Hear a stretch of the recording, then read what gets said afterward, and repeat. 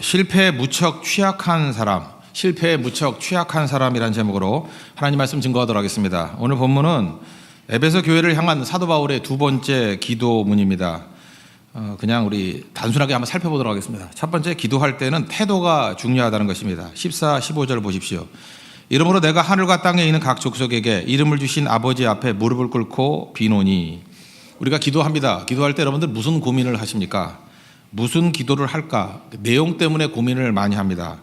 그런데 내용보다도 오히려 더 중요하다고 생각되는 것이 기도의 태도라고 생각을 합니다. 태도가 중요합니다. 우리가 입사를 할 때 면접을 하지 않습니까? 많은 사람들이 말을 잘해야 된다고 생각을 합니다. 근데 그 입사 인터뷰를 하는 사람들이 꼭 그런 얘기를 합니다.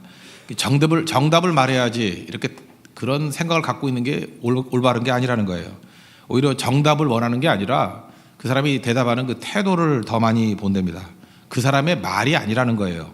그 사람 자체를 보고 있다는 것입니다. 다시 말해서 자기 자신이 정답이라는 것을 보여주는 것, 그게 훨씬 더 중요하다는 것입니다. 하나님 앞에서도 마찬가지입니다. 하나님이 우리의 마음을 모르시겠습니까? 기도의 내용도 중요하지만 주님 앞에 나아가는 태도가 훨씬 더 중요하다는 것입니다. 기도의 태도가 어떻습니까? 무릎을 꿇고, 이 무릎을 꿇었다는 것은 겸손과 간절함을 묘사하고 있습니다. 지금 이 시대가 이렇게 무릎 꿇고 기도하는 것들을 다 잃어버린 것 같습니다. 무릎 꿇고 기도하는 것이 다시 회복이 되었으면 좋겠습니다. 다니엘을 보십시오. 다니엘서 6장 10절을 보니까 그 조서에 도장이 찍혔죠. 왕의 도장이 찍혔는데 그걸 알고도 하루 3번씩 무릎을 꿇고 기도했다, 이렇게 얘기를 합니다. 그러니까 다니엘의 기도는 무릎 꿇는 기도였습니다. 예루살렘을 향해서 무릎 꿇고 기도했습니다. 이게 회복이 돼야 된다는 거예요.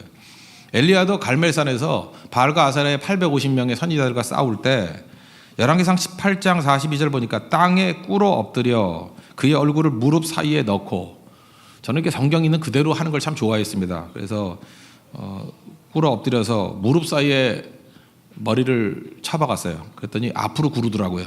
예. 이게 좀 힘을 좀 더 잘 줘야 되는데 이거 그대로 해봤더니 쉬운 게 아니더라고요. 어쨌든 그 안에 간절함이 있었습니다. 겟세마네 동산에서 예수님의 기도를 보십시오. 누가복음 22장 41절을 보니까 그들을 떠나 돌 던질 만큼 가서 무릎을 꿇고 기도하여, 예수님도 무릎 꿇고 기도하셨습니다. 근데 이게 중요한 전통인데 우리가 이 무릎 꿇는 걸 다 잃어버렸다는 것입니다. 그리고 야고보서 저자가 그 예수님 동생 야고보 아닙니까? 그 기도를 얼마나 많이 했는지 낙타 무릎이라 그러잖아요. 그러니까 무릎에 기도했다는 거예요. 그리고 무릎으로 사는 사람, 뜻이 무엇입니까? 기도가 꼭 무릎이었어요. 그러니까 무릎 꿇고 기도하는 것들을 이 현대인들이 많이 잃어버려서 기도가 약화된 게 아닌가, 이런 생각을 하게 됩니다. 요즘에 다 의자에 앉지 않습니까? 그래서 하다못해 그 양반다리를 앉는 것도 쉽지 않아 합니다. 그러니 무릎 꿇는 것이 얼마나 힘들겠습니까? 그 최근에는 이게 예배를 드릴 때도 하나님 앞에 너무 꾸미고 나오는 것 같아요. 어떤 여자분은 그러더라고요. 목사님 그 설교할 때 좀 은혜되지 않게 해달라고. 은혜도 안 되지만 그분이 그러더라고요. 이유가 뭐냐 그랬더니 눈이 번진대요. 화장이 번진대. 화장 번지는 것 때문에 마음 꼴지도 못하는 시대를 살고 있습니다. 그죠? 번지면 어때요? 얻어 터진 것 같이. 다시 하면 되는 것이. 요즘에 옷 때문에 이게 무릎 꿇고 할 수 있는 옷을 안 입고 와요, 예배. 그래서 무릎 꿇고 기도를 못 한다. 또 의자에 앉아 있으니까 이 무릎 꿇는 것들이 불가능하지 않습니까? 저는 그 청년 때 그냥 찬양 부를 때 찬양하고 똑같은 포즈로 이렇게 찬양 부르는 걸 참 좋아했어요. 조금 전에 우리 찬양했던 두 손 들고 찬양합니다. 두 손 들고, 그죠? 이렇게 엎드려 그럴 때 진짜 엎드려, 죽게 엎드려. 그리고 마지막으로 주님 앞에 내 생명 드리리라. 주님 앞에 내 생명 드리겠다라는 마음 없이 어떻게 이 찬송을 부를 수 있겠습니까? 그죠? 어떤 때는 주님 앞에 내 생명을 드릴 각오가 안 돼 있을 때 이 마지막 구절은 못 부르겠더라고요. 주님 앞에 내 생명 드리라. 이거 함부로 입술로만 외칠 수 없잖아요. 그러니까 찬양 가사가 우리의 삶 그대로 될 수 있는 그런 모습이 있어야 된다는 것입니다. 여기 이름을 주신 아버지 앞에 그랬죠. 이름을 주셨다, 무슨 뜻입니까? 존재를 가능케 하신 분이라는 거예요. 우리의 존재를 가능케 하신 분. 그 앞부분의 설명이 이렇죠. 하늘과 땅에 있는 각 족속에 이름을 주신 분이라고. 그러니까 이 땅뿐만 아니라 온 우주 만물, 영적인 세계까지 다 존재케 하신 분이 우리의 하나님 아버지라는 것입니다. 창조주 하나님이라는 거예요. 그분께 우리가 무릎 꿇고 기도해야 된다는 것입니다. 우리 아버지가 창조주 하나님이십니다. 영과 육 모든 것을 다 만드신 분이라는 거예요. 이게 기도의 태도입니다. 그분 앞에 우리가 나아가는 것입니다. 그래서 하나님 앞에 무릎 꿇는 종이 되어야 됩니다. 우리는 하나님 앞에만 무릎 꿇습니다. 하나님 앞에 무릎 꿇기 때문에 세상 앞에는 절대 무릎 꿇지 않습니다. 그러니까 하나님께 무릎 꿇지 아니하는 백성들은 꼭 세상에 가서 무릎 꿇게 되더라는 거예요. 오늘 이 태도, 하나님께만 무릎 꿇는 인생 되게 해 주십시오. 이것이 우리의 신앙 고백이 되는 우리 하나님의 거룩한 백성 되기를 바랍니다. 기도의 내용에 가면 핵심은 이겁니다. 속사람을 능력으로 강건하게 해달라는 것입니다. 16절 보십시오. 그의 영광의 풍성함을 따라 그의 성령으로 말미암아 너희 속사람을 능력으로 강건하게 하시오며, 이 속사람을 능력으로 강건 이렇게 되는데 그 능력이란 단어가 두나미스. 그 사도행전 1장 8절을 보면은 오직 성령이 너희에게 임하시며 너희가 권능을 받고 할 때 그 권능하고 똑같은 단어입니다. 두나미스. 여기서 다이나마이트가 나왔죠. 요약하면 성령의 능력으로 속사람을 강건하게 하라, 그런 뜻입니다. 우리 속사람을 강건하게 하는 것이 사도 바울의 기도의 핵심이었다는 것입니다. 그런데 우리는 속사람이 관심이 없고 자꾸만 겉사람에게 관심을 두는 인생을 살아가고 있습니다. 그 나이가 40 된 어떤 사람 성도입니다. 이렇게 저한테 그 기도 제목을 보냈더라고요.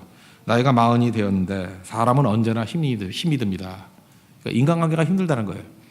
대부분 한 40년쯤 해보면 다 베테랑 되지 않습니까?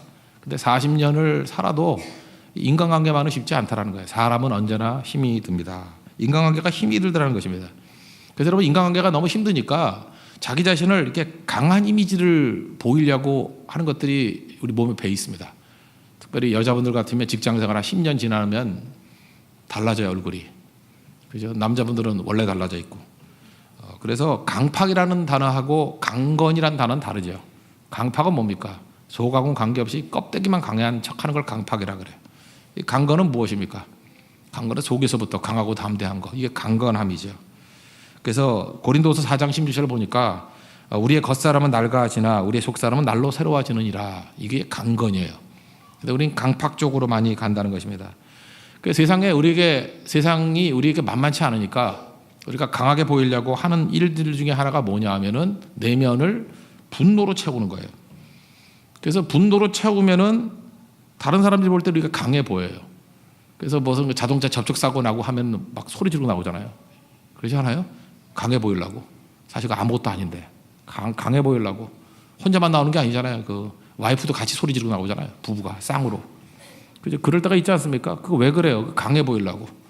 거기서 뭐 미안합니다, 잘못했습니다, 이러면 큰일 난다, 뭐 이런 얘기 하잖아요. 그죠? 목소리 큰 사람이 이긴다. 그게 다른 뭐예요?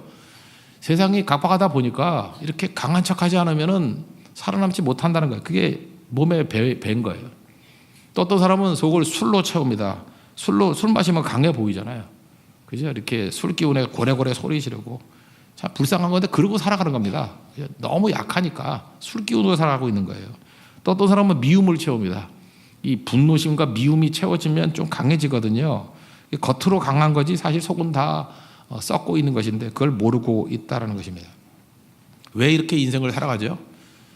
결국은 험난한 인생을 살기 때문에 그래요. 겉사람은 강하게 보이려고 하는 것들. 그러다 보니까 속에는 상처, 쓴뿌리 이런 게 있습니다. 그러니까 언어가 달라지죠. 그리고 가시가 있고, 그리고 감사는 없고 원망이 있고, 속이 상하면 그렇게 된다는 것입니다. 다 이러고 살아가고 있다는 거예요. 그러니까 속사람이 얼마나 중요한지, 그 추신수가 있는 그 텍사스 레인저스라는 그 야구팀 있지 않습니까? 프로야구팀이 있는데 여기에 그 조시 해밀턴이라는 사람, 이게 대표적인 사람입니다. 금년 초까지도 이렇게 같이 뛰었는데 외야수예요. 그 고등학교 시절에는요, 미국에서 100년에 하나 나올까 말까 한 유망주였습니다. 천재 야구 선수라 그랬어요. 근데 인생이 바뀌게 된 게 언제냐면 2001년입니다. 2001년에 덤프 트럭하고 이렇게 충돌이 됐어요. 그래서 사고를 입었습니다. 유망한 선수가 부상을 입었어요. 그때부터 그 우울함이 오기 시작하고 알코올 중독이 돼버렸어요. 술로 세월을 보냅니다. 그러니까 바닥 인생이죠. 약물 치료를 8번 받고 11번이나 자살 시도를 했습니다. 이게 조시 해밀턴이에요. 근데 그 할머니가 믿음이 좋은 분이었습니다. 도저히 손자가 저렇게 가는 것을 볼 수가 없어가지고 기도하고 말씀 전거합니다. 특별히 그 메모가 이 조시 해밀턴을 변화시켰다 그러죠. 더 이상 죽어가는 손자를 볼 수 없구나. 그러면서 쓴 그 할머니의 편지. 거기서 재활하겠다는 의지를 갖습니다. 드디어 2010년도 그 월드 시리즈에서 우승하고요.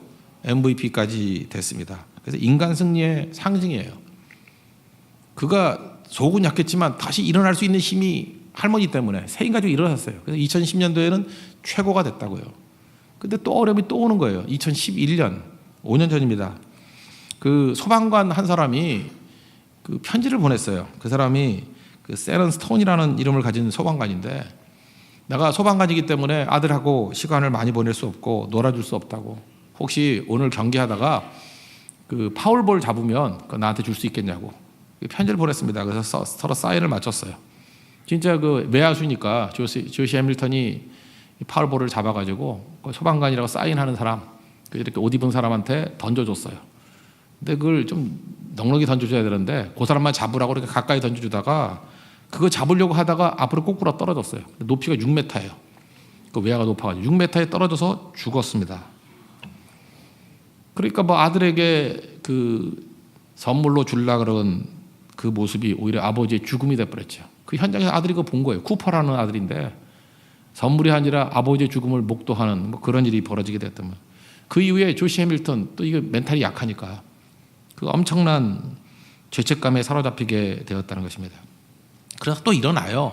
텍사스 레인저스 그 포스트 시즌의 첫 번째 경기, 이게 뭐 우리나라에서도 방송이 됐던 것 같아요. 세상에서 가장 아름다운 시구라 그래서 그 아들 쿠퍼가 공을 던지고 조시 해밀턴이 캐쳐로 받고 그의 미망인 엄마가 같이 나왔습니다. 셋이 그 포옹하는 장면이 나옵니다. 세상에서 가장 아름다운 포옹, 세상에서 가장 아름다운 시구. 그래서 그 이후에 이 조시 해밀턴 그러면 그 미국 프로야구의 상징이 돼버렸습니다. 대단한 사람이라고. 그 다음에 이제 뭐 FA라 그러죠. 이제 자유계약 선수가 되어가지고 그 로스앤젤레스 LA 에인절스로 옮겼습니다. 뭐 수천만 달러를 받고. 근데 거기 가가지고 성적이 한도에 안 좋았어요. 2012, 13년 별로 안 좋았어요. 다시 알코올 손대기 시작했습니다. 다시 알코올. 바닥으로 떨어지게 됐어요. 그러다 다시 텍사스로 와가지고 금년에 보니까 또 다시 그 마이너리그로 내려가고 그러더라고요. 저는 조시 해밀턴을 보면서 이런 생각을 해봅니다. 이 사람이 올라가고 내려가고 하는 것들, 그 사람의 실력과 능력이 아니에요. 실력은 이미 최고입니다. 근데 문제는 뭐였어요? 언제나 이게 멘탈이 문제예요. 속 사람이 문제예요.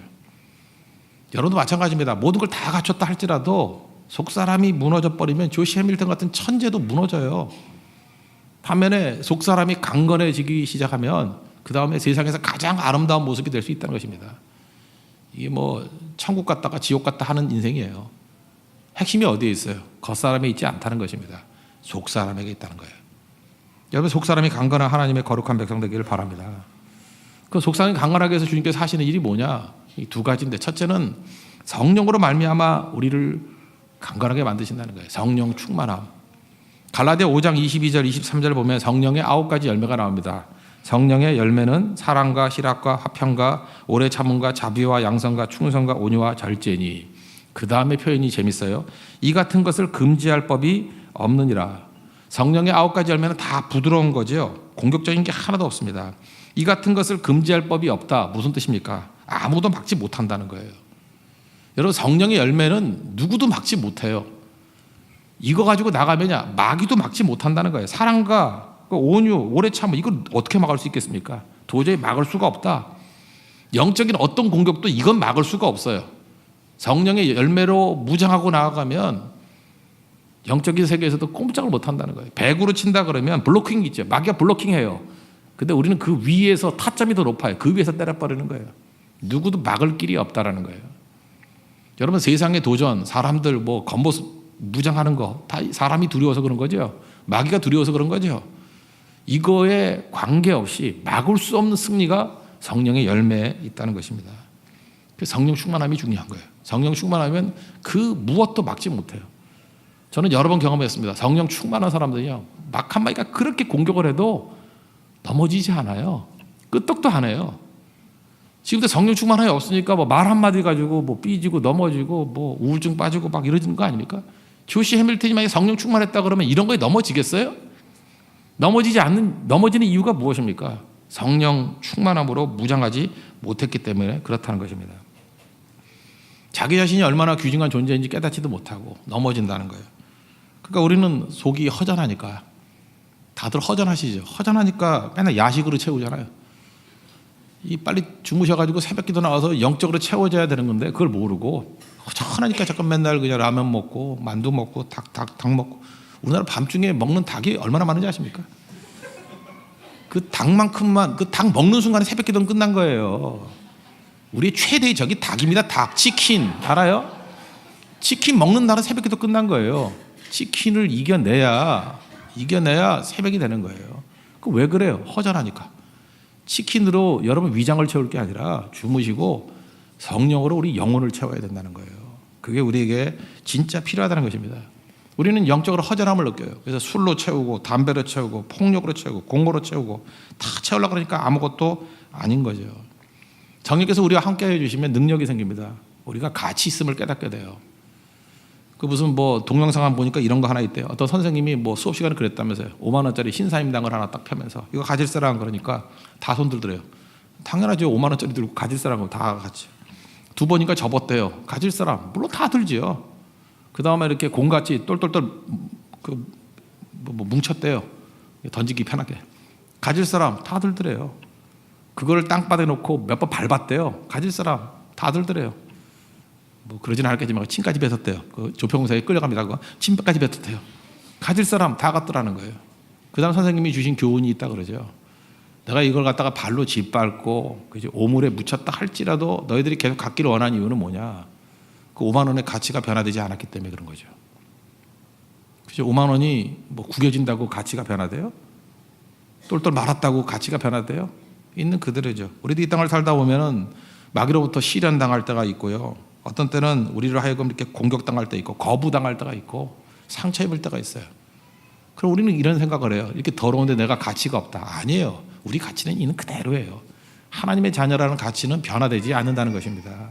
그걸 붙들고 나가야죠.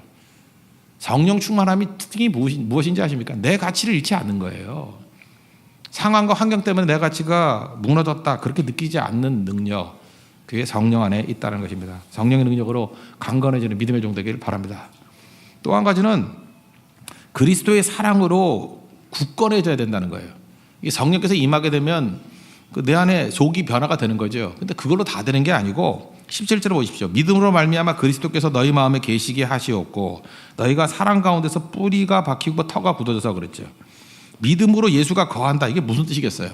믿음으로 예수가 거한다? 그러니까 먼저는 신뢰가 있어야죠.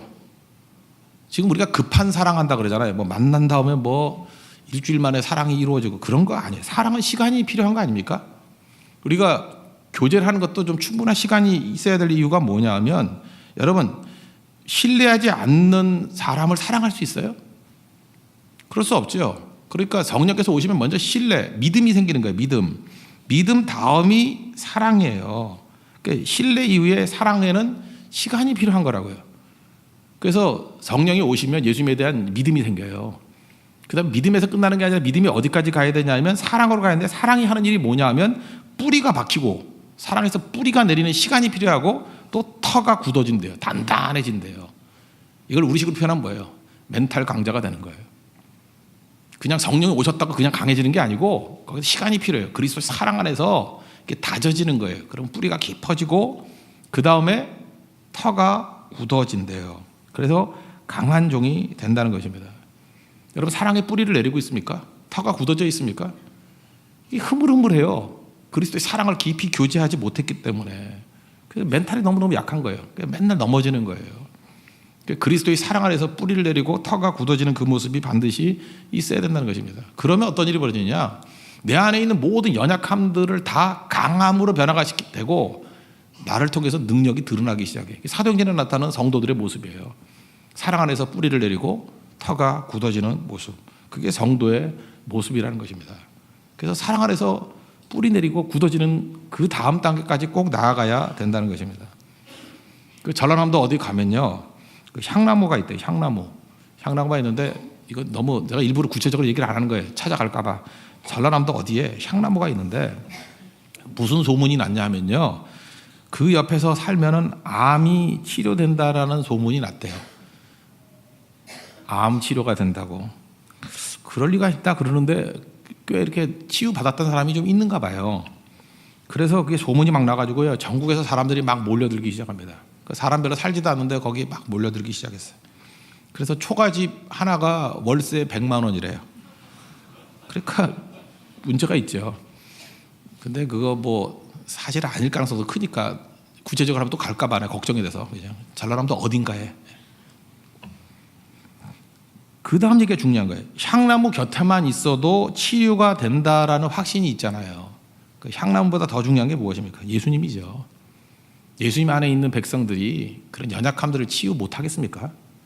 향나무 찾아다니지 말고 예수님 안에 거하면 우리 연약함들이 다 회복이 되고 강건한 가운데 서게 된다는 것입니다. 로마서 8장 11절을 보면은 예수를 죽은 자 가운데서 살리신 이의 영이 너희 안에 거하시면 그리스도 예수를 죽은 자 가운데서 살리신 이가 너희 안에 거하시는 그의 영으로 말미암아 예수님의 영으로 말미암아 성령으로 말미암아 너희 죽을 몸도 살리시리라. 저는 이걸 믿습니다. 향나무 옆이 아니라 내 안에 예수님이 사랑 가운데 뿌리를 내리고 굳건해지면요 죽을 몸도 살린대요. 우리 몸이 살아나요. 영혼들이 살아나요. 또 우리 주변에 있는 사람들을 살리는 종이 될 수 있다는 것입니다. 이게 능력이에요. 그 다음에 예수님의 사랑에 대한 묘사라고 있잖아요. 19절 보니까 그 너비와 길이와 높이와 깊이가 어떠함을 깨달아 하나님의 모든 충만하신 것으로 너에게 충만하게 하시기를 구한다. 그 사랑에 대해서 묘사라고 있는데요. 너비 얼마나 넓어요? 온 세상을 품을 만큼. 그리스도의 사랑은 누구도 예외가 없어요. 다 품을 수 있을 만큼 넓고요. 길이는 어떻습니까? 영원한 거예요. 영원한 거. 짧은 게 아니라 영원한 거. 그 높이는 하늘까지, 또 깊이는 측량 못할 정도로, 그러니까 뭐 묘사할 수 있는 모든 걸 다 묘사하고 있는 거죠. 1997년도에 우리나라에 IMF 경제 위기가 있었습니다. 제일 가슴 아팠던 것들은 뭐냐면, 제가 남자라서 더 깊이 느끼는지 모르겠지만 직장이 막 없어졌습니다. 남자들이 갈 곳이 없어가지고 맨날 등산이나 다니고 그런 시대가 있었어요. 지금도 뭐 경제가 쉽지는 않을 건데 경제가 어려워졌습니다. 경제가 어려워졌어요. 그러면 우리는 상식적으로 이런 거 아닙니까? 뭐 어려움이 있으면은 사랑이 더 깊어지고 하나 된다 뭐 이런 거 아니었어요? 근데 우리나라 1997년, 98년 그때 이후의 상황이 너무너무 질적으로 안 좋아요. 경제가 어려워졌는데 깨진 가정이 역사상 가장 많았어요. 이혼이 어마어마하게 많아졌어요. 제가 뭐 여자분들 탓하는 건 아닙니다. 탓하고 있네요. 예, 탓하는 거예요. 돈 때문에 가정이 깨졌어요. 돈 때문에 다 깨지고. 그 진짜 사랑이라는 것은 영원히 가는 거 아니겠어요? 적어도 이걸 통해서 우리가 알 수 있는 게 뭐냐면 벌써 97년도에 우리는 알았어야 돼요. 우리 사회가 이게 물질주의에 사로잡혀가지고 속사람이 다 무너져 있다라는 거. 진짜 강하면요 위기 상황이 오면 국가는 하나가 되고요. 진짜 사랑이 있으면 위기 상황이 오면 가정은 하나가 돼요. 진짜 위기가 오면 교회가 살아있으면 하나가 돼요. 근데 어려움이 왔다고 이렇게 4분 5일 돼버렸다. 그럼 가짜였던 거예요. 그래서 위기는 필요한 겁니다. 저는 그 IMF 경제 위기가 우리 사회를 보게 만드는 하나의 시금석이라고 생각해요. 우리가 얼마나 멘탈이 약해 있고 속 사람이 다 무너져 있는지를 보여주는 그런 상황이었다고 생각합니다. 다 무너져 있었어요. 아무것도 아니에요. 우리 사회는 실패에 취약한 사회입니다. 실패하면은 다시 일어나는 힘이 없어요. 그래서 실패 당할까 봐 두려워해요. 특별히 저는 뭐 동료 남자들 보니까 남자들이 너무너무 두려워해요. 그래서 그걸 그 should be thinking이라고 그러지 않습니까? should be thinking이 뭐예요? 뭐 반드시 그래야만 한다는 거예요. should be, 영어의 should be예요. 어떻게 돼야만 한다. should be 사고, should be thinking. 뭐 이런 거 있잖아요. 남자라면 당연히 그래야 돼. 그런 게 어디 있어요, 세상에. 그래가지고 그런 거에 쫓겨가지고 결국 우리를 강박관념에 빠지게 만들다는 거예요. 실패할 수 있습니다. 실패가 관계를 망칠 수 있나요? 아니죠. 실패는 관계를 오히려 더 굳건하게 할 수 있는 건데 왜 이런 일이 벌어져요? 속 사람이 다 무너져 있기 때문에. 여러분 형통할 때 잘 몰라요. 형통할 때 그냥 잘 가면 되는 거죠. 여러분 그리스도의 사랑 안에서 뿌리를 내리고 굳건해지는 속 사람이 강건해지면 어떤 강점이 있는지 아십니까? 악한 마귀가 계속해서 우리 실패와 고난을 줄 거 아니에요. 실패와 고난이 오면 올수록 더 강해져요. 그리고 더 동역자가 늘어나요. 그리고 더 강력해집니다. 그래서 여러분들 부흥을 구하지 말고 속 사람의 강건을 구하십시오. 그럼 평탄하면 잘 갈 거고 어려움이면 더 강해져요. 난관이 오면은 더 부흥해요. 초대교회가 그렇잖아요. 이게 속 사람의 강건이에요. 그래서 에베소 교회를 향해서 기도할 때 딴 거 하나도 구하지 않고 속사람을 능력으로 강건하게 하오시며, 그거였어요. 속사람이 강건한 거. 이거는 하나님을 모시고 있으면 이런 일이 벌어지게 된다는 거예요. 내 안에 쓰레기를 채우지 말고 성령으로, 하나님으로, 예수 그리스도로 채울 수 있는 우리 믿음의 종 되길 바랍니다. 예를 들면 모세를 한번 보십시오. 모세는 타고난 지도자 절대로 아닙니다. 모세는요, 원래는 부족함이 많은 사람이었어요. 첫째는 소심한 성격이에요. 제가 아무리 봐도 모세는 A형이었을 것 같아요. 소심한 성격이에요. 그래서 하나님이 부를 때 그냥 부르면 마지못해 끌려가야 되는 건데 하나님이 4번이나 불렀어. 자, 하나님도 참 여러 번 부르시죠. 4번이나. 근데 매번 거절해요. 따지고 마지막에 뭐라 그래요? 보낼 만한 자를 보내소서. 나약하고 소심하고 상태 안 좋은 사람이에요. 거기다가 급해요. 또 소심한데 또 극단으로 급해요. 그죠? 화난다고 때려 죽이고, 살인자예요, 살인자. 때려 죽이고, 그 다음에 40일 동안 그것도 굶어가면서 10개만 받았으면 갖고 내려와. 밑에서 또 우상숭배한다고 또 그걸 집어 던져요. 그걸 던졌다고, 아깝게 그걸 던졌어요. 그걸 박살을 내고. 이제 한 성격하죠. 이거 참 지도자 자격이 있어요. 이게 급하고 소심하고. 민수기 12장 보면 또 자기 부인이 있는데 또 구수 여자 취하고, 별로 윤리적으로 뭐 뛰어난 것 같지도 않아요. 성경은 욕은 안 하지만 나라도 욕을 해야지. 하여튼간에 이제 뭐 이러고 있어요. 여러 부분에서 다 맞춘 거 아니라고요. 그런데 그가 하나님 앞에서 귀한 게 하나가 있다고요. 뭐냐면 하나님과 친구처럼 교제했다는 거예요. 그죠? 친구를 보는 것 같이 대면해 아는 자다. 이게 강점이에요. 그러니까 모세는 처음에는 연약한 종이었는데 날마다 주님께 나가서 주님과 교제함을 통해서 그 안이 하나님으로 가득가득 채워지는 거예요. 그래서 십계명 받고 내려올 때 보면 얼굴이 광채가 났다 그러죠. 광채가. 그 모세도 이럴 수 있다 그러면 우리는 예외가 아니죠. 우리도 얼마든지 이럴 수 있다라는 것입니다. 요즘엔 너무 마음들이 약해져가지고 안타까워요. 유명인들이 자살 많이 하고, 어떤 사람은 크리스천이라 그러는데도 막 자살하고 막 그래요. 헷갈려요. 뭐 마지막 그 글 보면은 주님이 뭐 나를 안아주신다, 뭐 주님만이 나의 치유가 되신다, 내가 발버둥 쳐서 아픈데 이 아픔에서 누가 나를 건져주랴, 뭐 이렇게 글 써놓고 자살을 해요. 자, 이해는 잘 안 되는데 이렇게 이해할 수 있습니다. 저렇게 화려한 직업도 아픔이 있구나. 그렇게 발버둥 치려고 그래도 쉽게 빠져나오지 못할 그런 어려움이 있구나. 안타까움이죠. 한 번 더 주님 앞에 나가서 구하지, 더 기도하지. 그치? 한 걸음 못 가서 이렇게 무너지는 사람 되게 많이 있잖아요. 그래서 우리의 최고의 기도는 뭐냐? 속사람을 강건하게 하는 거예요. 속사람을. 성령 충만함을 구하십시오. 그리고 예수 그리스도의 사랑이 여러분에게 뿌리 내리고, 그리스도의 사랑만 여러분의 마음을 굳건하게 만들 수 있어요. 그래서 향나무 옆에 가서 치유받듯이, 그건 말도 안 되는 얘기잖아요. 그리스도가 내 안에 내주하시면 강력하게 쓰임받는 하나님의 종이 될 수 있다는 것입니다. 누가 나를 건져낼 수 있습니까? 예수님이, 이름이 나를 건져낼 수 있습니다. 오늘도 예배를 통해서 나약한 우리 속사람, 어떤 때는 미움, 분노, 술, 이런 걸로 여러분들 채우려고 했던 그런 발버둥에서 이제는 하나님으로 가득 채워서 승리할 수 있는 하나님의 거룩한 종 되기를 축원합니다. 모두 자리에 일어나겠습니다. 감사하여 깨닫지 못했었는데 찬양하겠습니다.